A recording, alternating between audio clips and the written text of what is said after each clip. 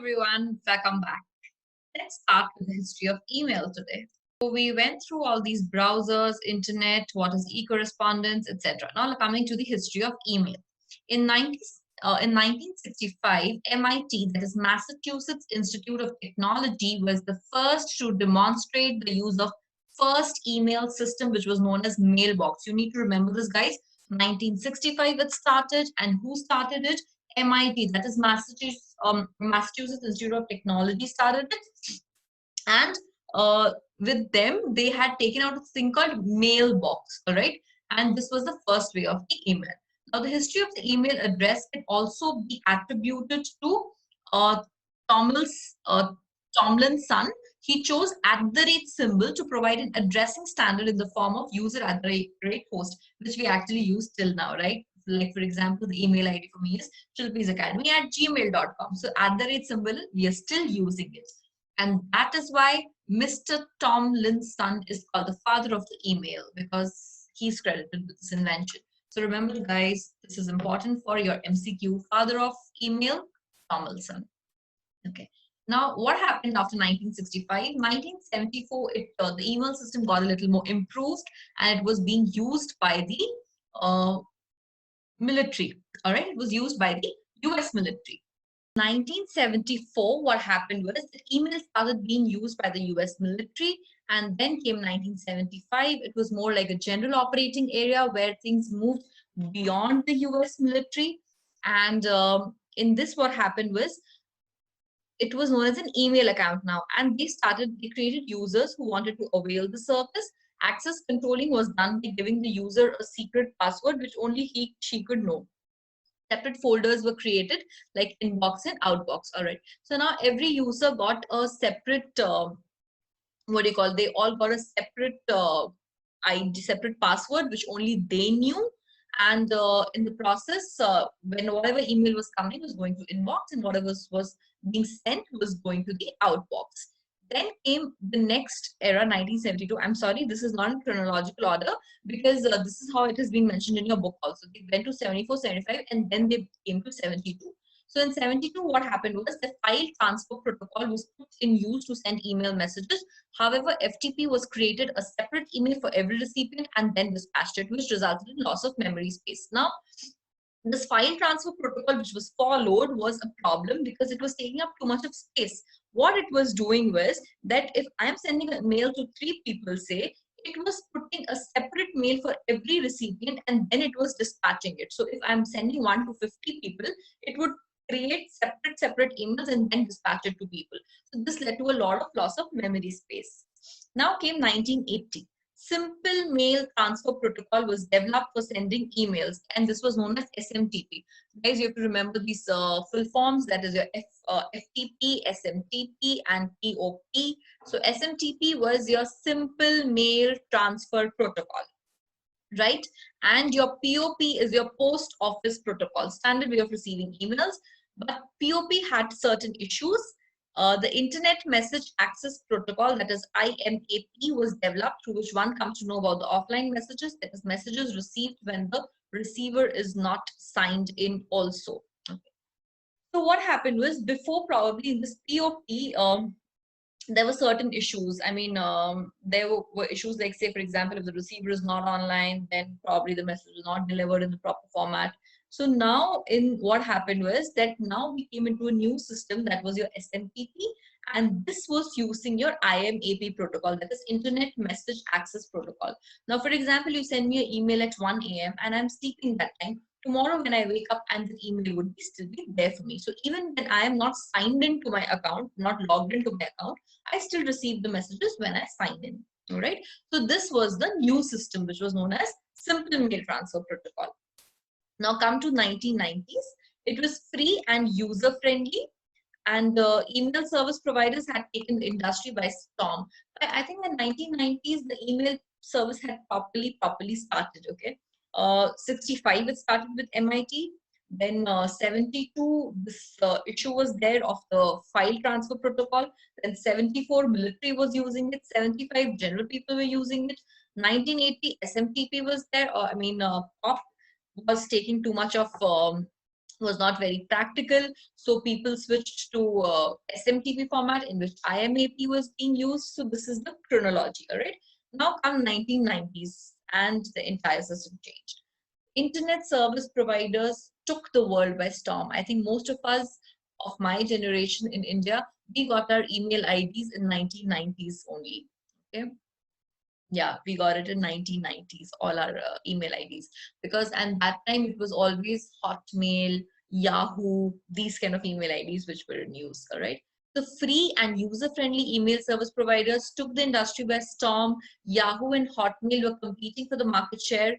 Now there are more than 600 million email users, and most of them have Gmail or Gmail. I think nowadays it's Gmail. So now Gmail and Rediff had also entered. Initially it was by Yahoo and Hotmail, then Gmail and Rediff also entered, right? Now coming to features of email. What are the features of email? We'll quickly go through this because it's really basic, guys. So it's an electronic message and the transmission is HTML, hypertext markup language. Remember this. The computer code is used to create the web pages. It is simply cost effective because actually there's no money involved if you see in a way. You just need a basic computer and internet service connection, and email is free of cost in that way if you see, right? So it's cost effective. Packages like Messenger and Outlook help us compose new emails or forward the received ones to one or all of the people whose email addresses are stored in the address box. It allows us to change font, size, color, highlight, delete, align, center, justify, bold, italicize, underline, and all these things, okay? So what is there in the package? The best part with Outlook is that whoever's emails you have stored in your address box, you can type and simply shoot an email and all the people in your address box gets that email. So that's the best part about it. And not just that, whatever is the text that you've received, you can change the text. I think all of you know this, what is bold of the text, what is italics of the text, you know, when the text becomes like in italic format, like I'll just show you here itself. This is your bold, this is your italic, this is your underlined text. You can change the font, you can change the size of the font.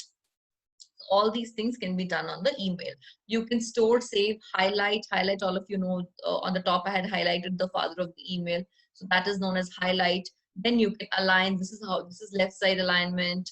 This is center alignment. This is right side. And this is justified when it covers the entire margin. Now, interface. Interface between email program and word processing program allows us to cut, copy, paste material from one to another. All of you know what is cut, copy. That is one interface, how it is being used. Attachments, you all know we can attach whatever we want. That pin kind of an option will come, no, that you click on that and you attach whatever you want, picture, video, presentation, PPT, Excel, etc., etc. Spam is again all the junk mail. Somehow the email system understands the IDs and it feels is junk. It will not even show you. It will go to your spam folder. And I think you know what? I just remembered a joke in the spam folder. My husband told me around 3 months back when that lockdown, the first lockdown was going on. He told me that I have become so bored that, you know what, I literally opened and checked the emails on my spam folder also. And when he told that, I actually remembered there's something called spam folder in our account also, which I guess never open, you know, the spam folder of our emails.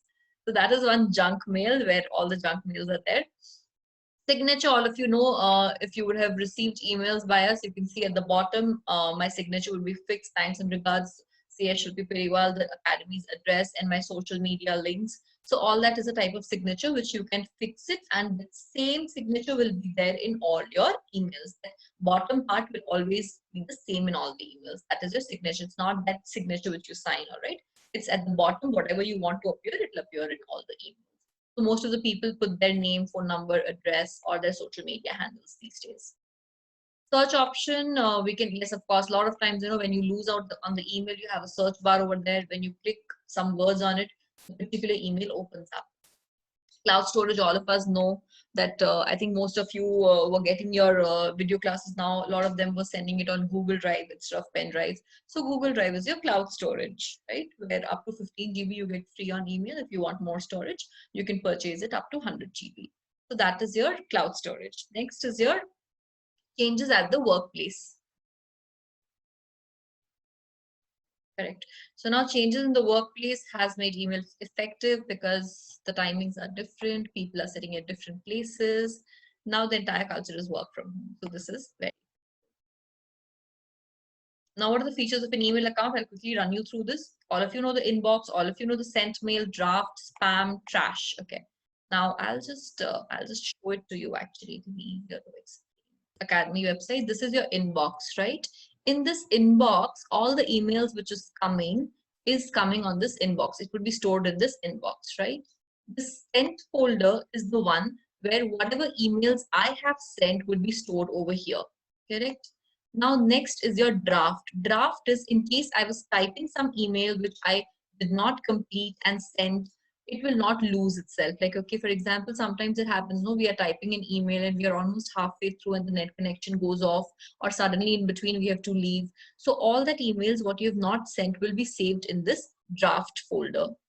Okay. Now, apart from this, there is a trash folder also, spam or the trash folder, which is there. Here it is. Yeah. So this is the spam folder. This is the first time I'm opening it, guys. So this is the spam folder where all the emails which is considered as junk by the Gmail is put over here as spam. Okay. So that's all about it. The messages which you have created but not sent is in draft. Spam is your junk mail. And spam mails are identified by mail service and placed in this folder. So mail service itself understands it and they're automatically deleted after a few days. That's the best part about spam. It doesn't really take much space because it automatically keeps on deleting itself.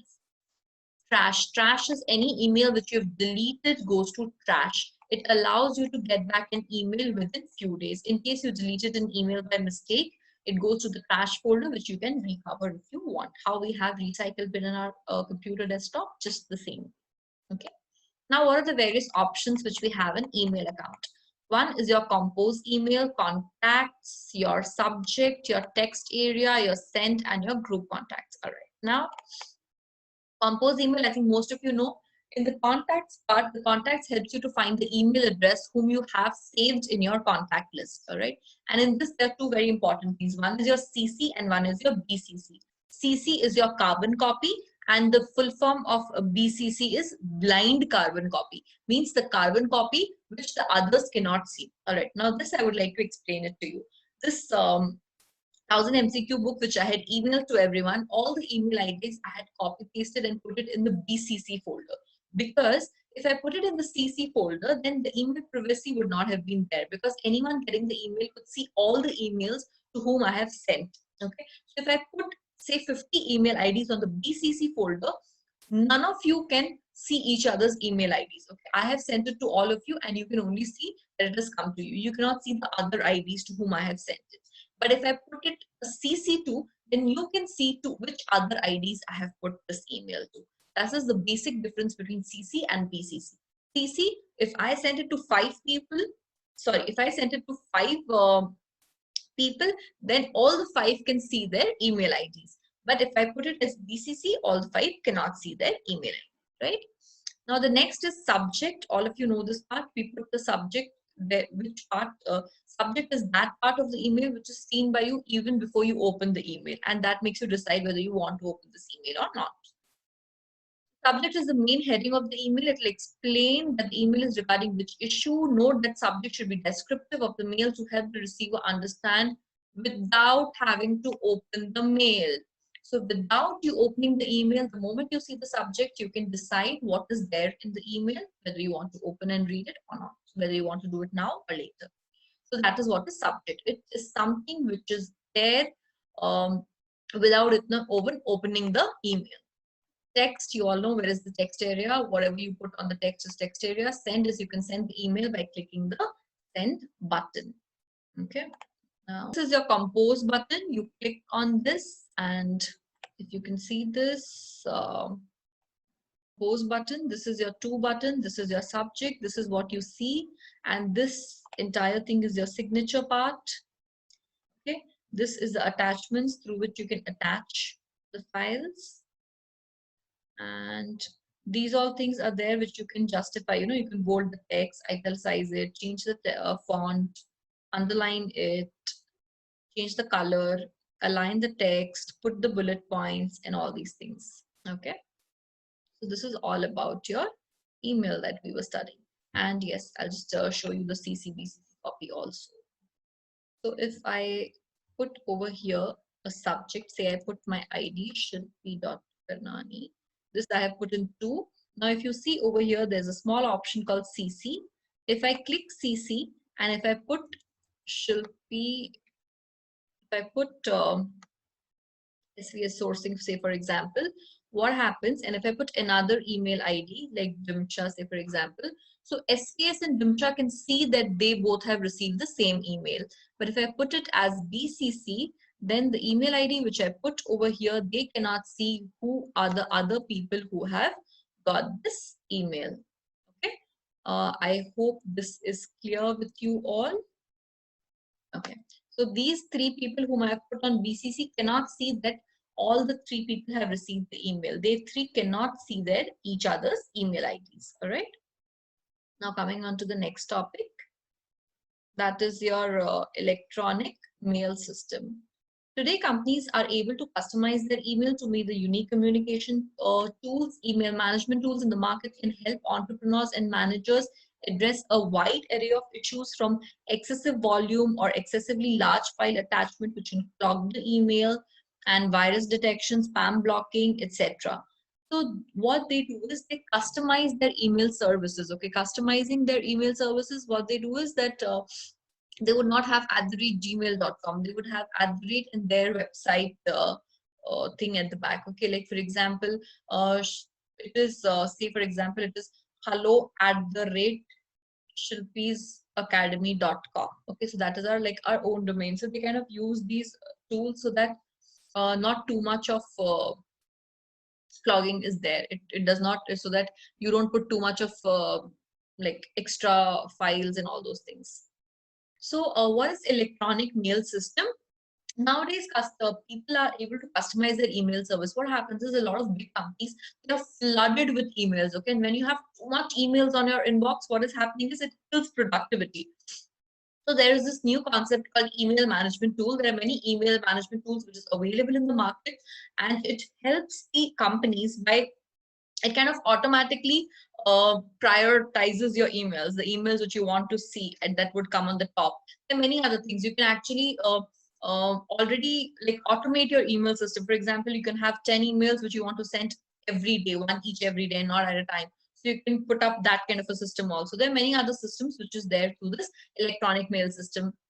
So what happens is the clogging of email doesn't happen. That means the storage doesn't get overfull, and virus detection can be done, and there's a lot of spam blocking facilities, so that the spam emails do not find its place into your inbox and kill your time in opening and deleting them.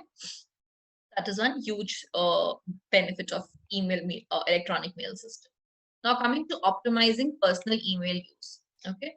So what are the guidelines which we can follow? The standards of professionalism dictate that postal correspondence should have proper grammar, spelling, tone, courtesy, structure, content. So even though you're writing an email, it's not a letter, but all the formalities has to be followed in the email also. You should make sure that your grammar is proper, your spellings are proper, there is a proper tone, there is a proper courtesy in the entire structure. That's very important. Avoid emote icons. Emote icons, I really hate to see emote icons in my formal emails. All right, I mean, that is not the place. Okay, emote icons are best used in WhatsApps or Telegrams or wherever it is with friends. It is not a nice thing to do it with your official communication. So you should avoid the emote icons. Definitely maintain separate accounts for official and personal emails. And in fact, most of the companies have firewalls. Firewalls is something where if you're trying to open something like that in the system, it will not open because there's a firewall on it. Okay, that means you cannot go through that. So they only allow you to open the email boxes of the company. Okay, so for example, the company's email box could be hello@shilpisacademy.com. Only that would open. But if you open your own personal email on Gmail or Yahoo, that would not open. Okay, so they should have that is one thing. You need to maintain separate accounts for personal and professional. And second thing is you should have a proper, you should avoid spamming. Definitely, please do not spam on the email. Like And it's very strict also. The email spamming is very strict. If you you can only send emails, bulk emails, to people who are there on your subscriber list, else it is very easy for your account to get blocked. The next is your limit the size of attachments to be received or sent. And a lot of organizations allow only say 10 MB of attachments to be sent, so that uh, people don't send too much of graphics or brochures and videos on the attachments. So that is one thing. Limit the size of the attachments to be sent. It helps to prevent virus attacks also. Yes, have a standard signature for your official email. As I showed you, my standard signature, most of the standard signature on the emails will always end with the name. Like for example, Shilpi Periwal, founder and CEO of founder and faculty at Shilpi's Academy, the phone number, etc. And the moment you get your email, it's best to reply it as promptly as possible, at least within 24 hours. Although nowadays what has happened is that since all the phones also you access emails, people expect the reply at a much lesser time, right? So in case you have got an official email where you need to write out a big thing, at least just acknowledge the email by sending received thanks. I would be sending you all the details within 2 days. That is also good, but not replying is seen in a bad taste. So non-response gives out wrong signals. Then have daily email practices. Don't keep on just seeing the email every minute, every 15-20 minutes. Not required. At least 3 times in a day should be good enough. All right. Then is your delete the old messages. Yes. Review the incoming emails only 2 to 3 times a day. Yes, especially rather than peeking at each one. Yeah, that's the best productive way to do it. Instead of replying to each email at a go, you could have a system of opening it once in the morning, once after lunch, and once in the evening. So whatever emails has come during that time, you can reply all at one. Invest in supplementary tools that can block email spam. There are a lot of tools available in the market which do not allow the spam count to come to your inbox. It really saves our precious time. Use the reply and reply all feature with care, because sometimes if there are 10 people who are linked to your ID through CC and a lot of the other senders are there, but you want to just send it to one person, then make sure that you're replying to that person and don't use the reply all feature. Else the same email goes to all the people and then it unnecessarily creates a lot of confusions. All right. Now coming on to the next part, that is your proper email correspondence. We've already explained to you about all this part. We'll come to email etiquette. This is also really simple, guys. I mean, I think you can do it yourself. Okay. Anyways, you need to mind your manners, of course. You need to be saying something like please, thank you, sorry, address people by Mr., Mrs., dear. Be concise. Concise means don't give one para introduction about what is not required. Okay. Like get to the point as quickly as possible. Hello, sir. Hope you all are in good health. And okay, don't say hello, hope you all are in good health. How is your parents? How are your kids at home? So did you I mean where the school are your kids going? Don't do all that crap. Okay, just come right to the point after a basic professional courtesy introduction. Right? Be professionals, of course. Don't use emoticons, don't use unnecessary exclamations and short forms. Not nice.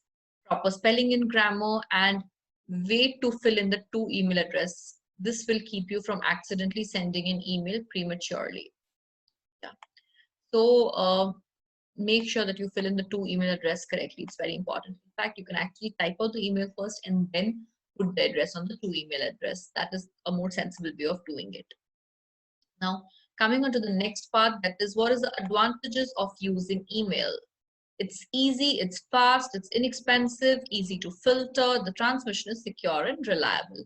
Of course, it is easy, right? Just sit on the computer, you just type a few things, click a few buttons, and your email is gone. So it's super easy, it's super fast. Within a few seconds, it reaches the person, wherever that person could be in the world, right? It could be in US, it could be sitting right next room. Everything reaches in a few seconds. Email is super fast. That's the best part about it. It's inexpensive, right? You don't need anything else. As I told you, just a computer and an internet connection, you're good to go. You don't have to call, you don't have to send letters, you don't have to pay for courier charges, nothing.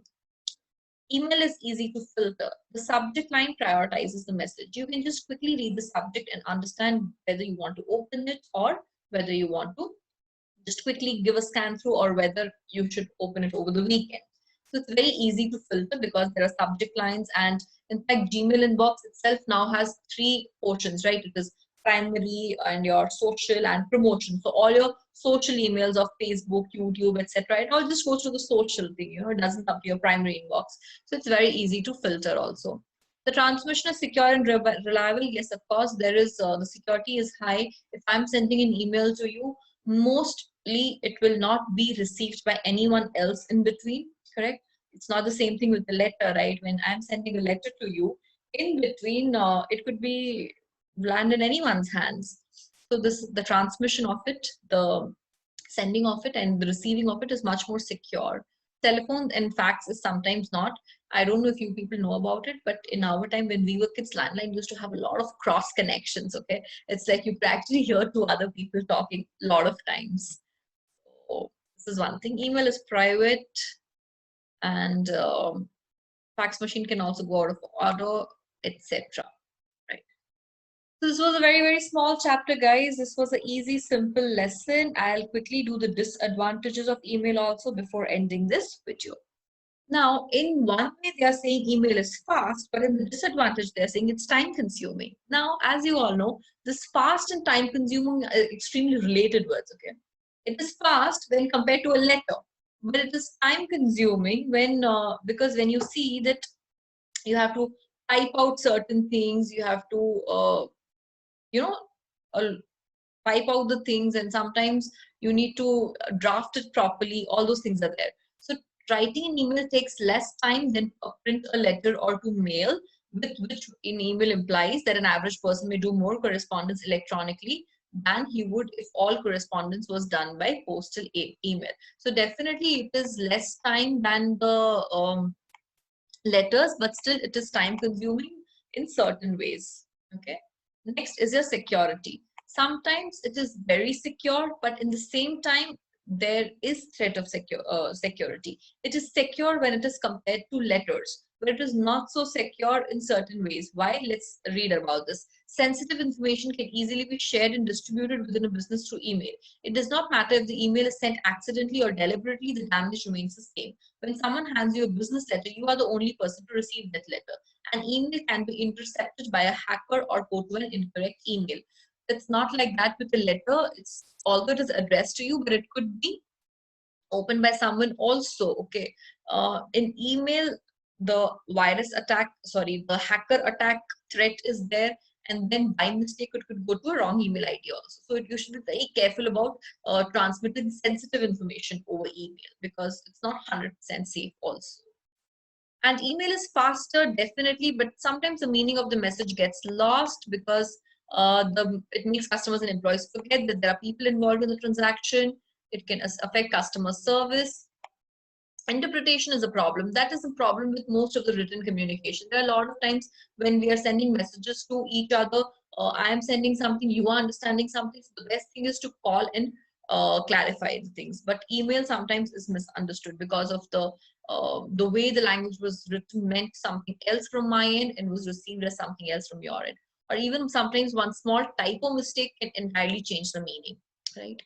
So now coming to misunderstandings, popular jargons, pronouns, etc. They also they also lead to misunderstanding of the people, between the people. Sorry. Vulnerability, it could take a manual effect on the part of someone to access all his important printed document and destroy them. But all your email and important information can be lost by a hard drive crash. Even if you choose another server, you could lose if your data goes out, site goes down or goes out of business.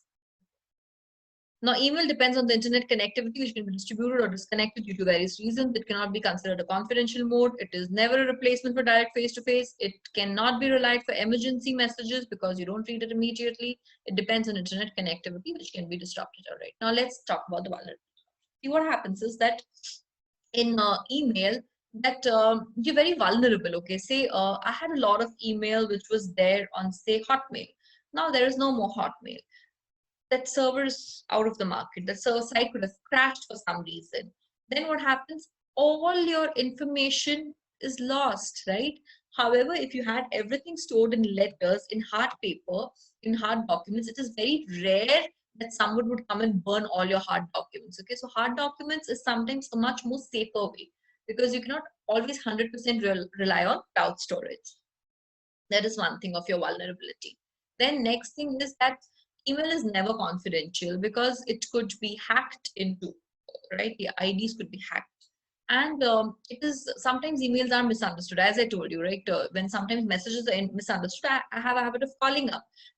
The best thing to do is face to face. The misunderstandings is mostly very less when you're trying to communicate something if you're talking face to face. Okay, it's always easier to clarify the misunderstandings when it is a face to face conversation.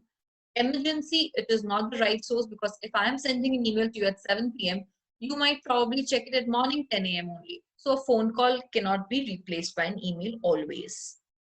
And internet connectivity, yes, in this lockdown period, a lot of the places in the interiors were not having good internet connectivity. So email kind of loses its purpose in such cases. All right. Now, this is all about your internet things. Before we go on to intranet, I would like to take a break. All right. So all of you guys take a break. This was an easy lesson, right? You just did about a little bit about World Wide Web and internet, then all about your emails, the advantages, the disadvantages. If you notice, most of the advantage itself is the disadvantage, right? Because advantages when we are comparing it with letters or some other format of communication. Disadvantages when we compare it to, say, a direct communication or a letter communication, whatever it could be. So this is how this entire lesson has been done. We're not going to learn about internet. We're going to learn about intranet. Okay. How many of you knew that there was something called intranet also? There is something called intranet also. In the entire chapter, we understood about the difference between internet and World Wide Web. Most of us used to think that probably it's the same, but it was not, right? So in this chapter, we are going to study about intranet. Let's get started. So the word intra means within or internal. It's like the internet, except that it contains information specific to the particular organization. External people are not there in the network. It implies that only the company employees who are there on that server can access the pages.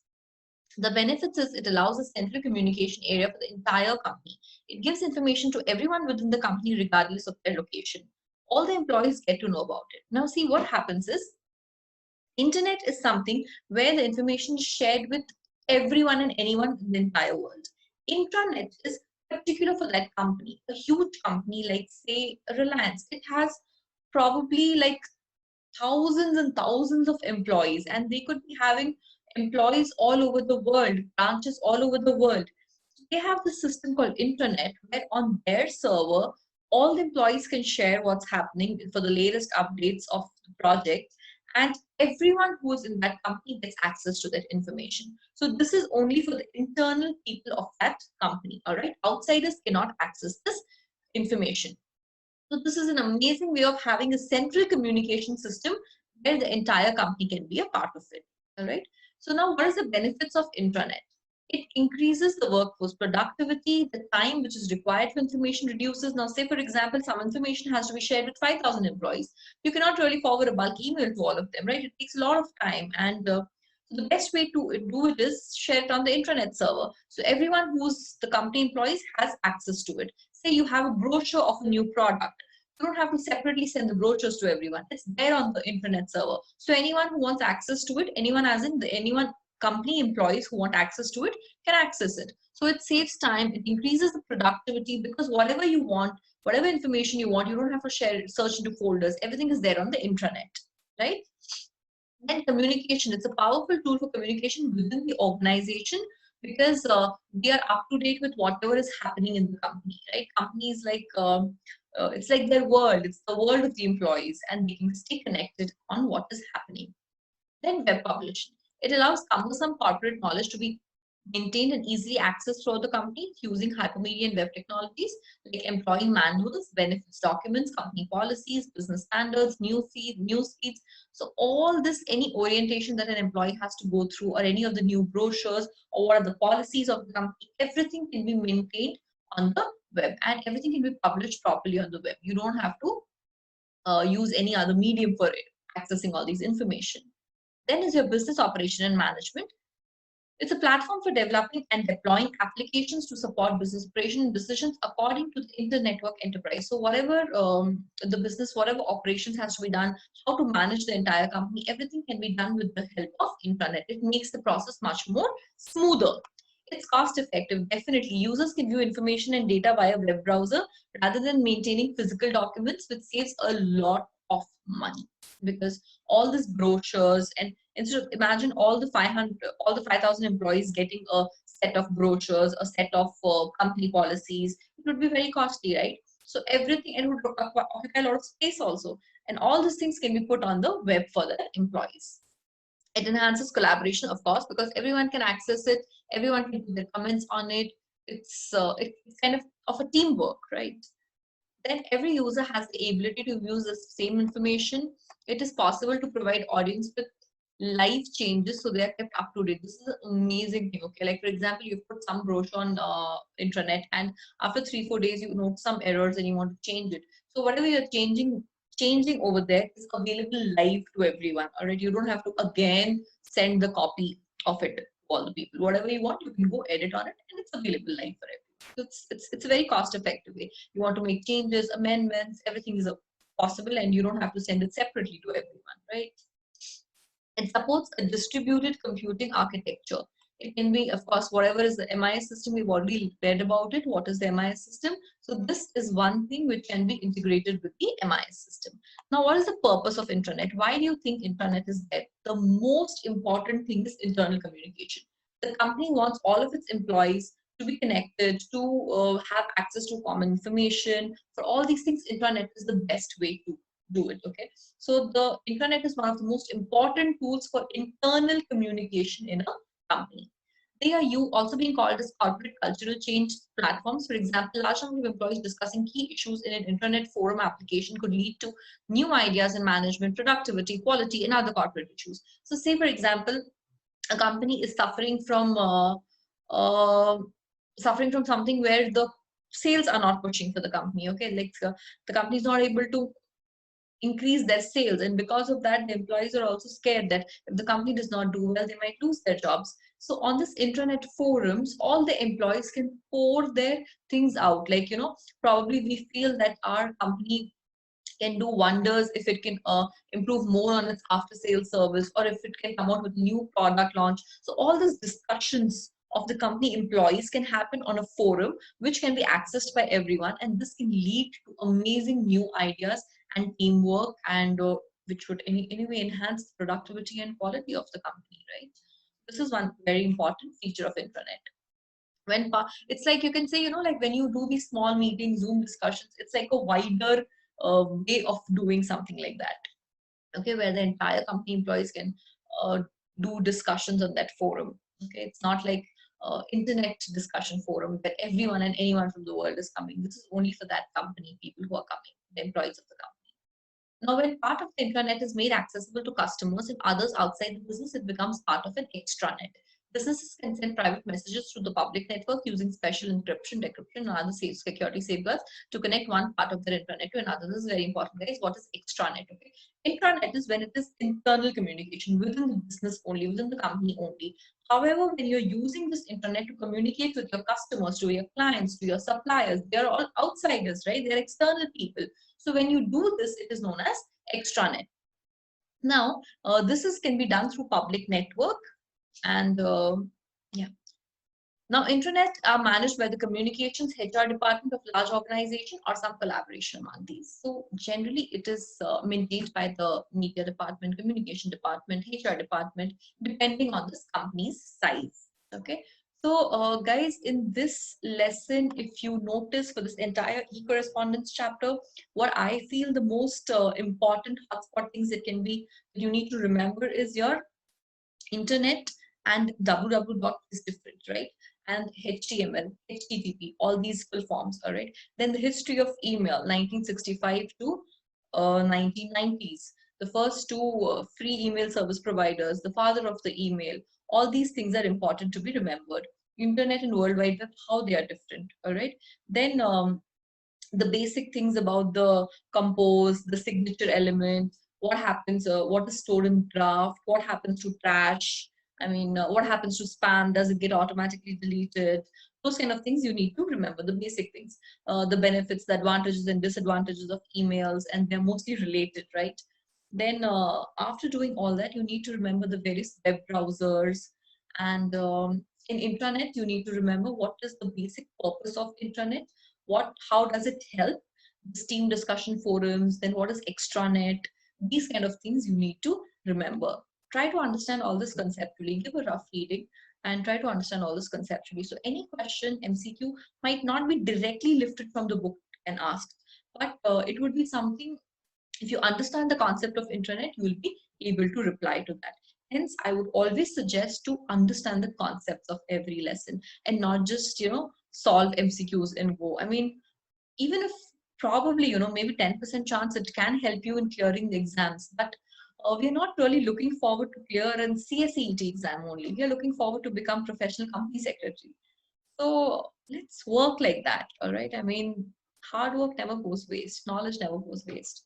So do it with a lot of fun, do it with a lot of focus, do it with a lot of enjoyment, and we'll have fun, guys. Okay. So this kind of ends your chapter. Till then, bye bye. Good night.